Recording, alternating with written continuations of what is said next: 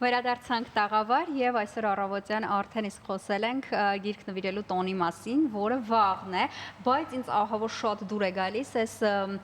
թոհու բոհը գիրք նվիրելու տոնի հետ կապված, որը սկսվում է շատ ավելի վաղ, քան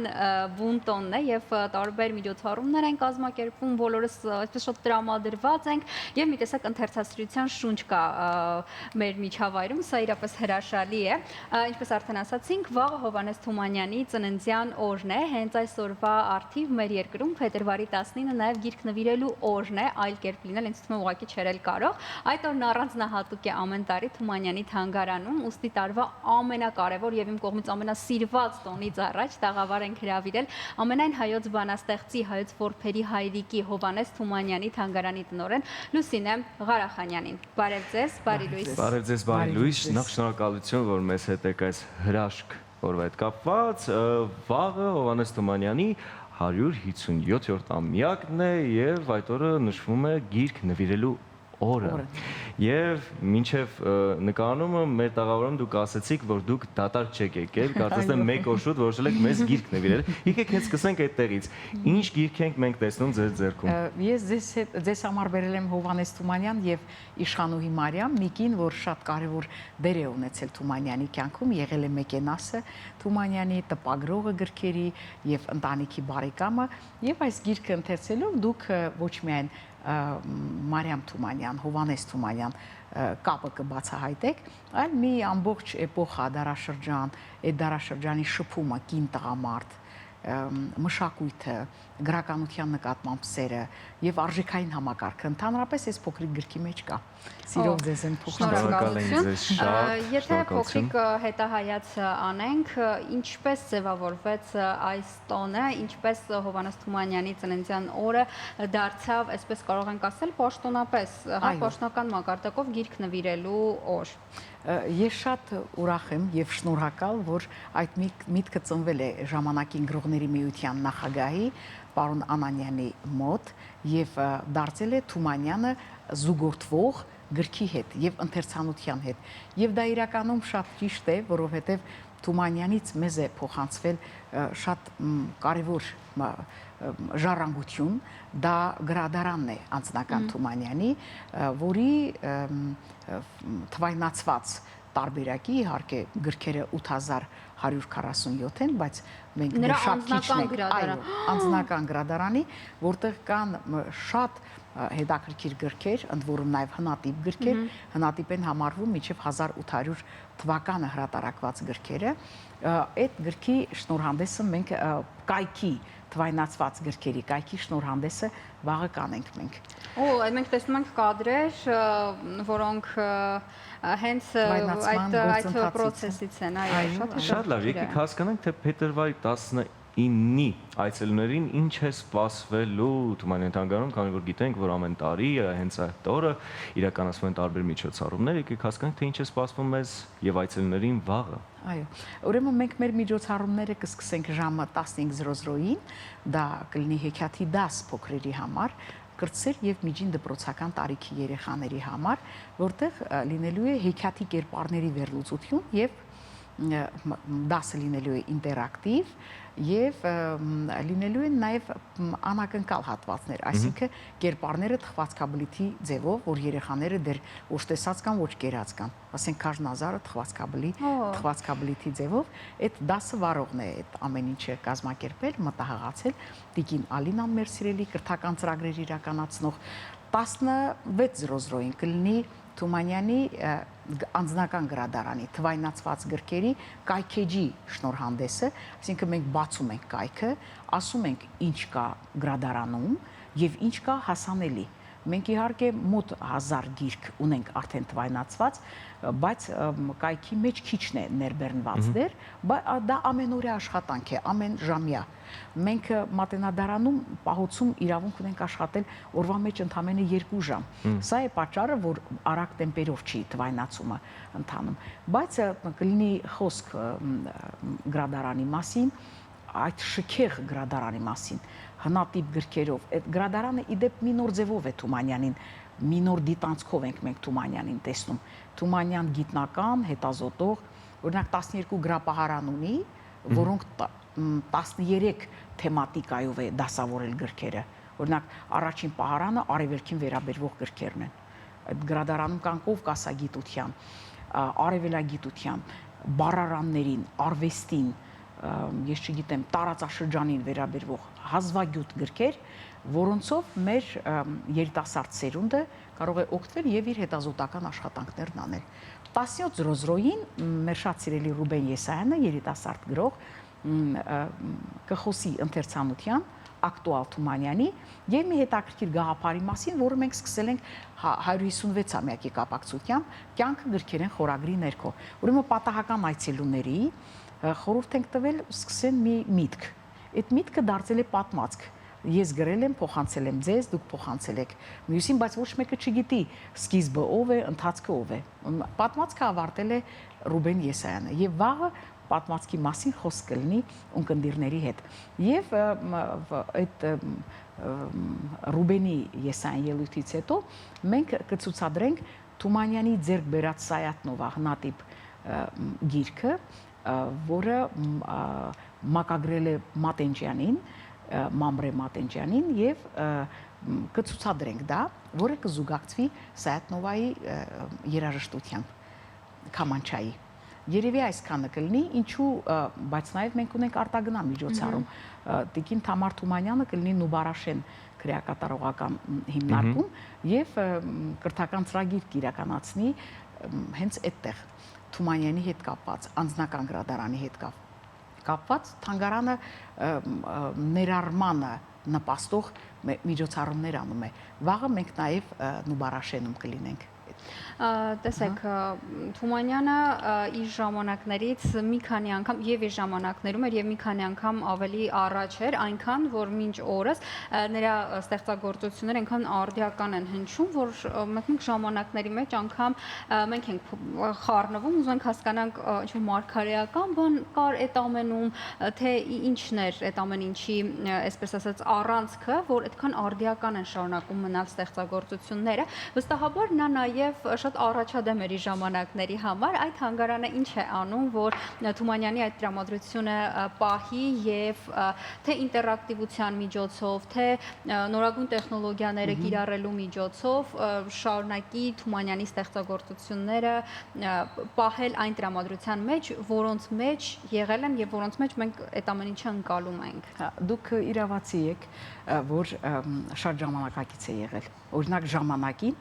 Շարլ ժամանակին կին գրողներից մեկին Ժորժ Սանդին ոչ մեկը չէր սիրում, որտեղ գլանակով գլանակը դրանին կիներ եւ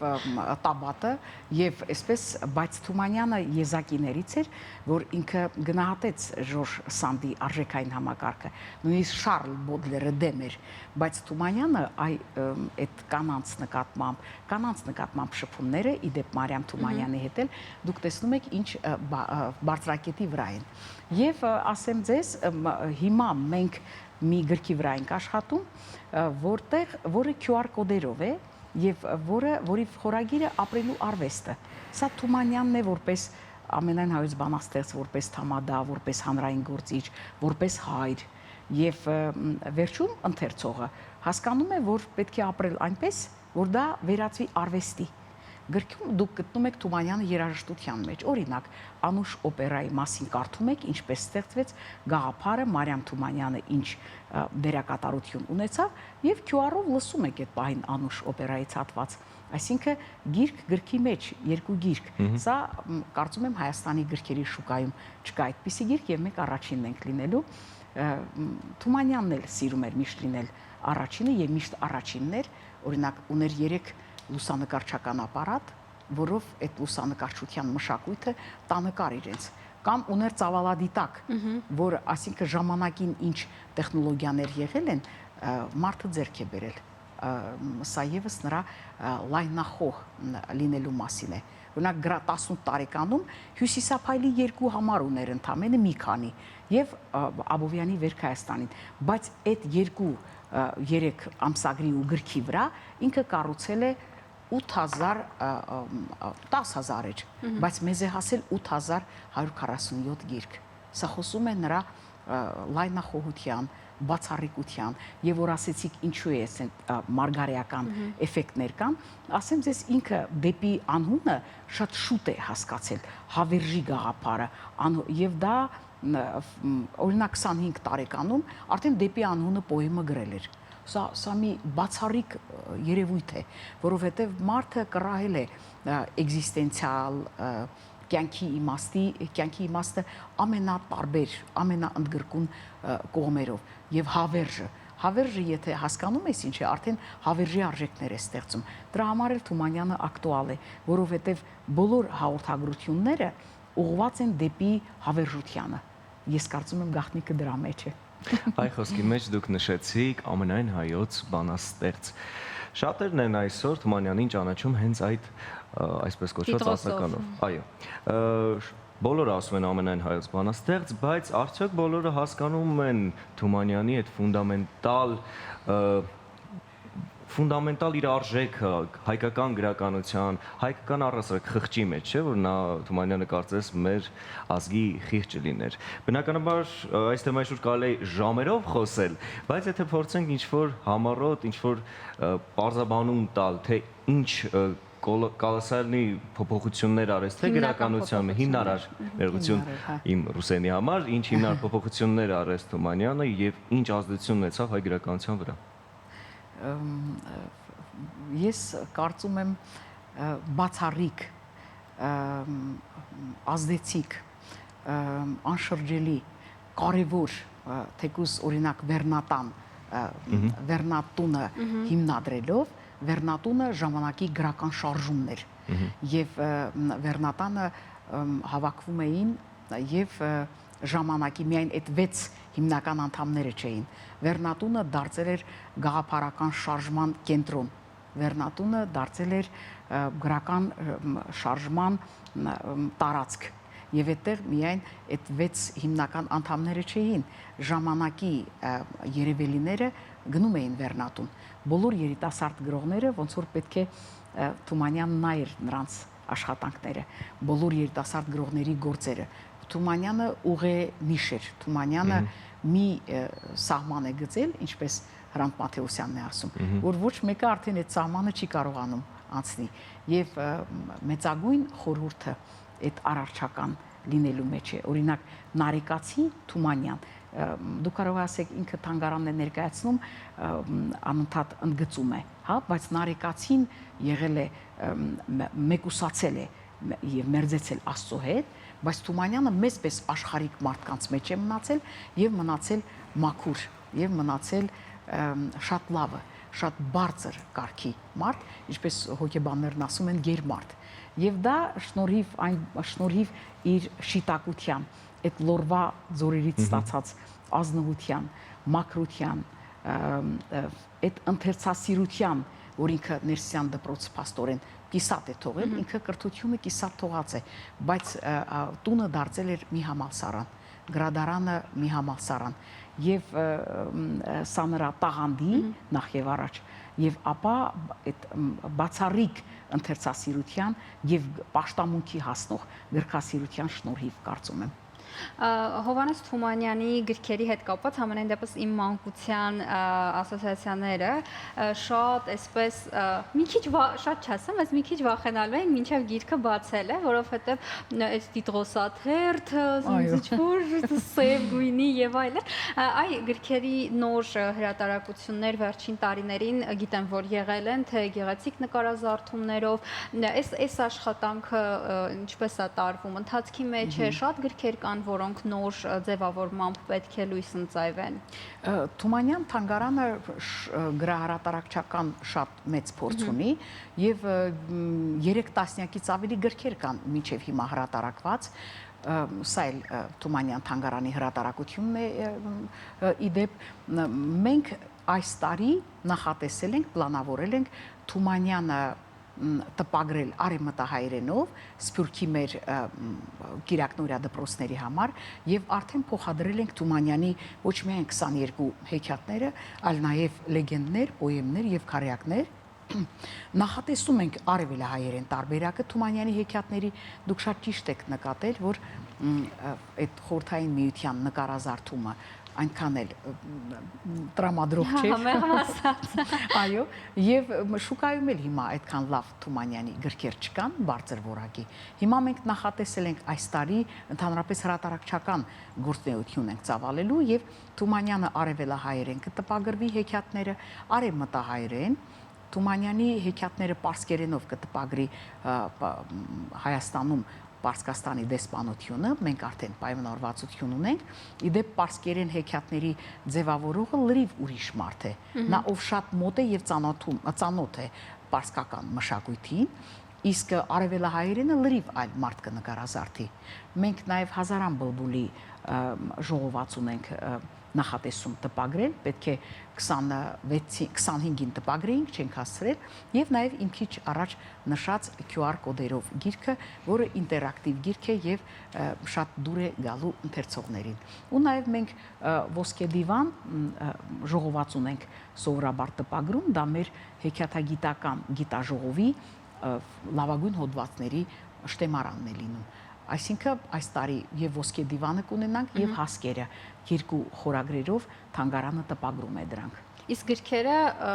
կլինեն գրքերը կլինեն որ գրքերը հեքիաթի նկատի ունեք, այո, հեքիաթի գրքերը մինչև 26 թվականի ավարտը մենք կունենանք այդ իմ ասած հեքիաթների գրքերը տպագրված։ Հա, այո, արդեն մեր հաջորդ այցին մենք ձեզ հեքիաթի գիրք նվեր կբերենք։ Ես մենք անհամբեր կսպասենք։ Շնորհակալություն այ նվերի համար։ Ասում եմ, որ Թումանյանը իր գրադարանից գրքեր չէր տալիս ուրիշներին։ Չէր նվիրում արդյոք։ Ինքը գրքեր ունի, որ երկու օրինակ էր առնում։ Մեկը նվիրելու համար, մեկը նվիրելու համար կամ որ տանում էին չէին բերում, եւ տանը ցուցանակ կար փակցված, չծխել եւ գիրք չխնդրել։ Իդեպ պահարանները, որ դուք այցելեք թանգարան, պահարանների ապակիները թղթեր կամ փակցված եւ այդ թղթերը Թումանյանի առած թղթերն են, ծաղիկներով թղթեր են, երևի տեսել եք, դա նա առել է բուկինիստից եւ ծածկել է ապակիները, որ գրքերը չտեսնեն։ Գրապահարանները ծածկված էին, այսինքն նկարներով սքողված էին։ Այո, չէր սիրում ինքը գիրք տալ, եւ հատկապես երբ տանում էին ու չէին բերում։ Դու իրոք նորդ են ասում։ Բայց դա է պատճառը, թե ավելի ինչ որ խորքային, ինչ որ սիմվոլիզմ կար այդ ամենի մեջ։ Չէ, ուղղակի չէր սիրում, որ գրքերը տանում էին, չէին բերում, բայց ինքը գրքեր կան, որ երկու օրինակից է բերել։ Մի անգամ 350 ռուբլի գումար ստացավ եւ Օլգա Մայրիկն ասեց երեխաները շատ կարիքներ ունեն, որ պետք է հոգանք, գումարը տվեց Օլգա Մայրիկին, դա Օլգա Մայրիկն է իր հուշերում պատում եւ ասում է մի քանի ժամ հետո կառքը կանգնեց ծայր գրքերով լցված եւ ինքը կանչեց բուկինիստի աշխատակիցն էլ հետներ, ասեց գնա բերեն 350 ռուբլին եւ 30 կոպեկ կառքին վճարելու համար։ Այսինքն այդպես մեր Թումանյանը չափազանց շատ էր սիրում գրքերը եւ շատ է առել ու դրանք բոլորը մենք փայփայած պահում ենք, ինչպես ինքն է փայփայել։ Նամակներում Օլգա Մայրիկին գրում էր լավ կնայես երեխաներին եւ գրադարանիս, շեշտում էր գրադարանիս։ Այդպես շատ ու շատ գրքեր կան, որոնք նոտաբեններ ունեն։ Ինչ նշումներ է արել Թումանյանը այնտեղ, որից եւս ընթերցողը կարող է գաղափար ունենալ Թումանյանը ով է։ Եվ ամենաշատ նշումներն արված են Շեքսպիրի գրքի մեջ, եւ Թումանյանն ինքը շատ սիրել է Շեքսպիրին, եւ Վերնատանը, իդեպ ասեմ ձեզ, ինքը Շեքսպիրն էր, ասենք Վերնատան անդամներից ամեն մեկը մի գրողի էր ներկայացնում, ինքը Շեքսպիրն էր։ Եվ մենք այս տարի Շեքսպիր-Թումանյան երկխոսություն ենք նախատեսում, որպեսզի ընթերցողներին բացատրենք ինքը ինչու սիրեց այդքան Շեքսպիրին եւ Շեքսպիրի մեջ ինչու են նոտաբենները լուսանցքային գրառումները այդքան շատ։ Իհարկե շատ չեն գրքերը լուսանցքային գրառումներով, բայց կան գրքեր, որտեղ ինքը նշումներ արել է մատիտներով, որը նորից ինֆորմացիա է տալիս, ինչպես է ինքը մտածել, ինչքան լայնախոհ է եղել եւ մտահորիզոնն ու հոգեկերտվածքը ինչքան ընդարձակ են եղել։ Օրինակ ունի բժշկության, փիլիսոփայության գրքերի պահարան, եվրոպական լեզուների պահարան, արաբերեն, այդ բառարանների պահարանը նկատի ունեմ։ Սա մի նոր դիտանկյունով Թումանյանին բացահայտելու բան է Թումանյանի անձնական գրադարանը, որը հուսանք առաջիկա տարիներին ամբողջությամբ ձեզ հասանելի կլինի։ Հրաշալի։ Բայց իրականում գիրքը, եթե իսկապես sense ընթերցասեր ես, գիրքը ինտիմ բան է դառնում եւ քո օրինակը չես կարող դու տալ ինչ որ մեկին, դրա համար եթե ինչ որ նվեր եք ուզում, կարող եք գնել եւ այլ օրինակ տալ, ոչ թե ձեր սեփական օրինակը, ամփոփելով զրույցը, ինչ գրքեր խորհուրդ կտաք նվիրել երեխաներին։ Ընդհանրապես Վաղը գրքի տոնի շրջանակում։ Վաղը գրքի տոնին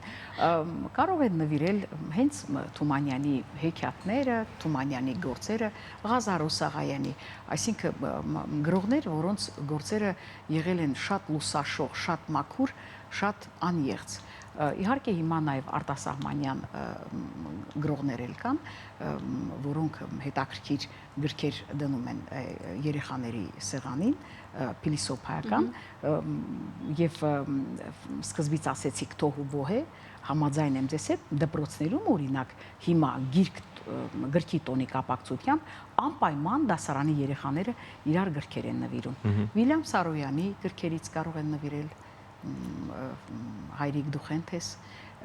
կամ ընդհանրապես Սարոյանից կան շատ լավ գրքեր, որ կարող են նվիրել։ Չգիտեմ, հիմա գրքերի շուկան շատ լավն է, շատ մրցակցային է եւ կատաղի մրցակցության մեջ են եւ ես շատ երջանիկ եմ, որ նորից ընթերցանությունը մտել է օրակարգ։ Հրաշալի, շնորհակալություն։ Շնորհակալություն, որ մեզ հետ եք այս առավոտ, հիշեցնենք մեր տաղավարում մեր Հովհաննես Թումանյանի թանգանի տնօրեն Լուսինե Ղարախանյանը եւ վաղը Հովհաննես Թումանյանի 157-րդ ամյակն է եւ մեր երկրում նշվում է նաեւ գիրք նվիրելու օրը։ Իսկ այժմ սիրելի հեռուստադիտող, առաջարկում ենք ձեզ դիտել գովաստ եւ վերադառնալ։ Գնացինք։ Իսկ մենք ձեզ օգնեցինք կողմնորոշվել, թե ինչ գիրք կարելի է նվիրել երեխաներին։ Գնանք դիտենք, վերադառնանք։